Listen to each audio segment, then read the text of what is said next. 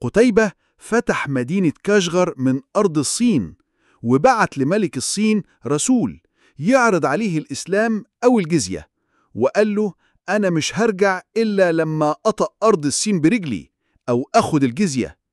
ملك الصين خاف وقال: أنا أبر بيمينه، فبعت له تراب من أرض الصين عشان يطأ برجله، وبعت له أموال كتير. قتيبة قبل بالهدية بعد ما وصلوا خبر وفاة الخليفة الوليد بن معلي بلك والاضطرابات اللي حصلت بعديها، وكانت دي آخر نقطة وصل لها جيش المسلمين في أقصى آسيا. سنة 96 هجري وعنده 47 سنة بس توفي قتيبة بن مسلم. مات مقتول بسبب خلافات سياسية بعد ما تولى سليمان بن عبد الملك. خسارة كبيرة جدا، لأنه كان قائد عبقري محدش قدر يهزمه من أعداء الإسلام، لكن الخلافات الداخلية قتلته.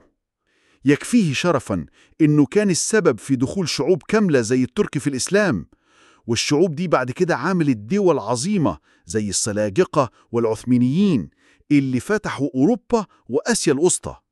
وكان دايما قتيبة حريص إنه يعلم الناس دينهم وينشر الدعوة في كل أرض يفتحها. يا أبطال، قتيبة بن مسلم مثال للقائد المسلم الشجاع اللي جمع بين الفقه والعلم وبين السيف والجهاد، وفضل ربنا كان على إيده إن شعوب كاملة عرفت الإسلام.